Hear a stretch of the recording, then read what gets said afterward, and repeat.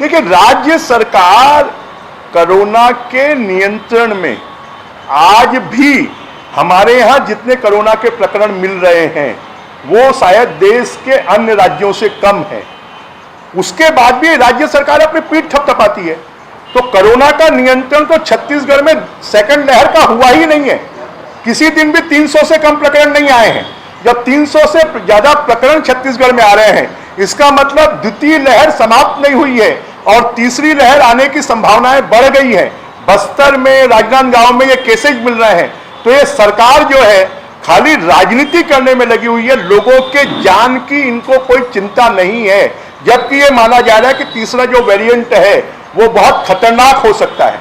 और राज्य सरकार से बार बार हम लोग आग्रह कर रहे हैं कि तीसरे वेरिएंट के लिए आपको तैयारी करना चाहिए। तो जब स्वास्थ्य मंत्री, मुख्यमंत्री रोज पेपरों में कुछ बोल देते हैं, स्वास्थ्य मंत्री जी बोलते हैं हाँ निश्चित रूप से हमारे पास में कमियां हैं, जब दोनों के बीच में ही कोई कोऑर्डिनेशन नहीं है।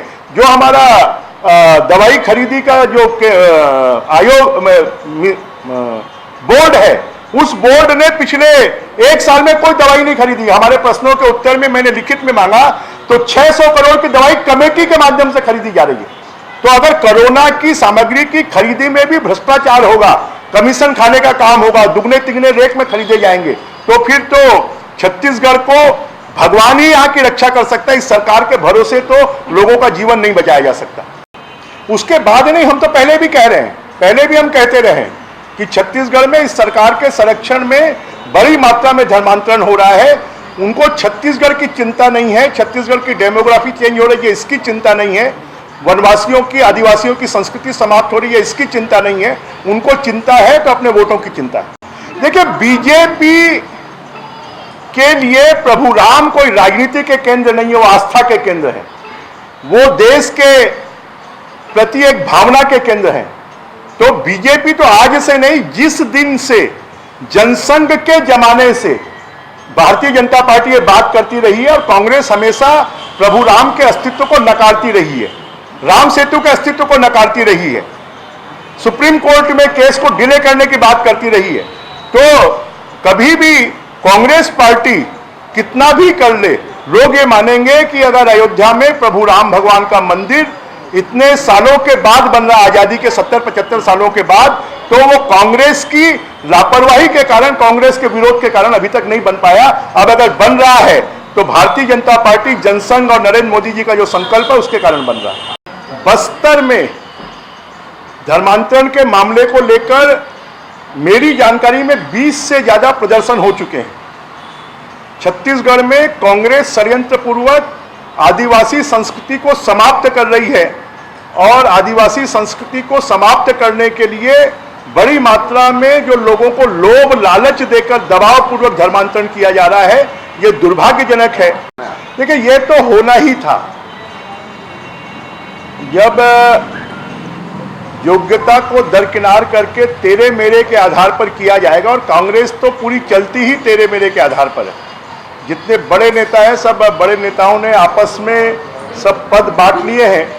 जो योग्य लोग हैं, जो अच्छे कार्यकर्ता हैं, जिनका अधिकार था, जब उनके साथ में अन्याय होगा, और कांग्रेस में तो योग्यता की कोई कीमत नहीं है। कांग्रेस में तो कौन किसका आदमी है इसकी ज़्यादा कीमत होती है, और इसलिए कांग्रेस पार्टी कुछ लिमिटेड लोगों के हाथों में सिमट गई है, और उसी के कारण कांग्रेस धीरे धीरे पूरे देश से समाप्त हो रही है।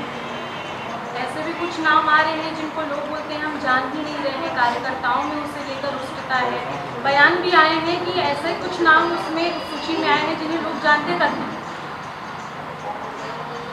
अब ये तो कांग्रेस के लोग ही बताएंगे कि जैसे शराब माफिया है, रेत माफिया है, जंगल माफिया है, भू माफिया है, ड्रग माफिया है, धान माफिया है। कहीं कांग्रेस में पदाधिकारी माफिया भी तो डेवलप नहीं हो गया। पहले जो 50,000 पदों की भर्ती निकली है अलग अलग विभागों में, 15,000 16,000 तो सिर्फ शिक्षक है। पुलिस विभाग में जिनकी भर्ती, जिनके एग्जाम हो गए, जिनके इंटरव्यू हो गए, जिनका सिलेक्शन हो गया, जिनको पोस्टिंग ऑर्डर देना है, पहले ऐसे लोगों की चिंता करो। ये खाली बड़ी बड़ी बात कर रहे हैं। जरा अभी तक मुझे बताएं, 16,000 करोड़ की रोड बनाएंगे, अभी तक 600 करोड़ की बनाई क्या? 16,000 करोड़ लाओगे कहां से?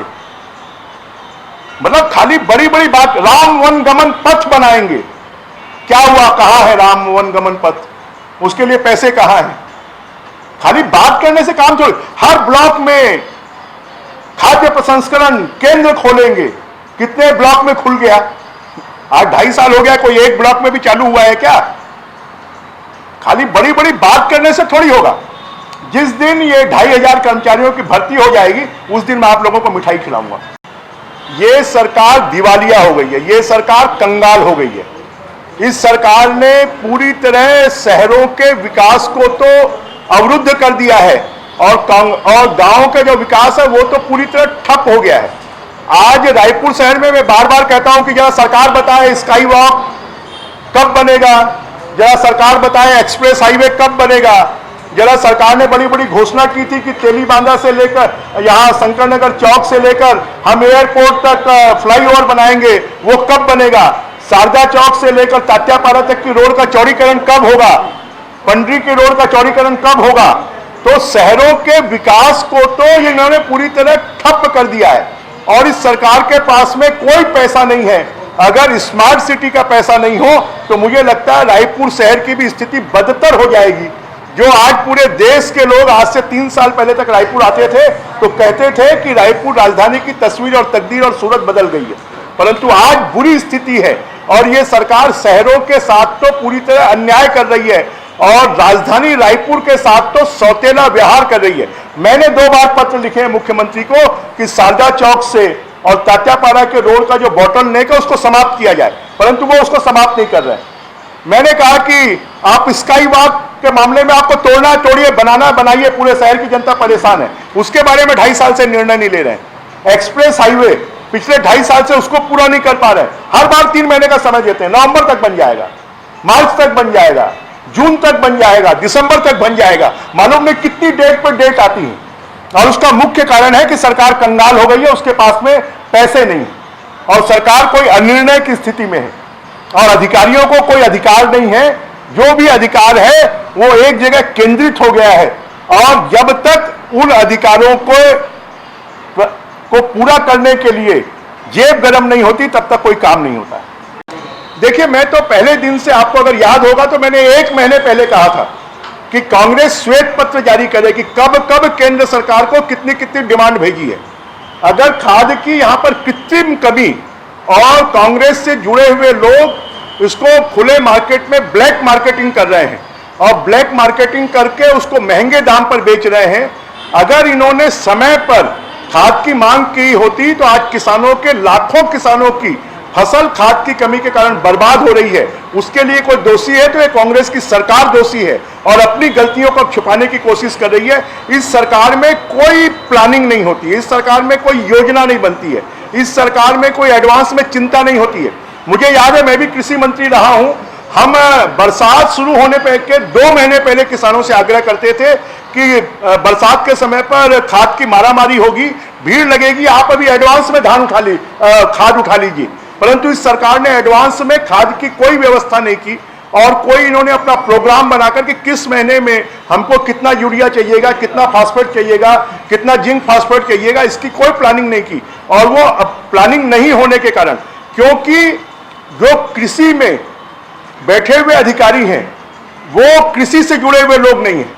अब हमारे जमाने में कृषि का डायरेक्टर एग्रीकल्चर से जुड़ा हुआ अधिकारी होता था, इन्होंने आईएएस को बैठा दिया, बीज विकास निगम में आईएएस को बैठा दिया, आईएफएस को हार्टिकल्चर बोर्ड में बैठा दिया। तो उन अधिकारियों को खेती किसानी की एबीसीडी भी नहीं मालूम है, खाली उपकृत करने के लिए उनको बैठा दिया गया और उसका कारण है कि आज लाखों किसानों के सामने जीने मरने का प्रश्न पैदा हो गया। इस मामले में रविंद्र चौबे ने आरोप लगाया है कि बीजेपी जो है इस मामले में नरेंद्र मोदी से बात करने से डरती है, उनको पत्र लिखने से भी डरती है खाद वाले मामले में। मैं तो ये जानना चाहता हूं ना कि रविंद्र चौबे जी सार्वजनिक करें कि कब कब कितनी कितनी खाद मांगी गई और कब कब कितनी कितनी खाद आई और कितनी कितनी खाद का वितरण हुआ, इसकी जानकारी दे। कितनी खाद उन्होंने निजी डीलरों को उपलब्ध करवाई, कितनी खाद उन्होंने सोसाइटियों को उपलब्ध करवाई। सिर्फ खाद की कृत्रिम कमी, इन्होंने अपनी गोधन योजना को प्रचारित करने के लिए किसानों को मिट्टी 10 रुपए किलो में बेच रहे हैं, जबकि उससे कम रेट में जो अंग्रेजी खाद है वो उनको उपलब्ध हो रही है। तो 10 रुपए किलो में मिट्टी बेचना, इसका भी प्रोसीजर है।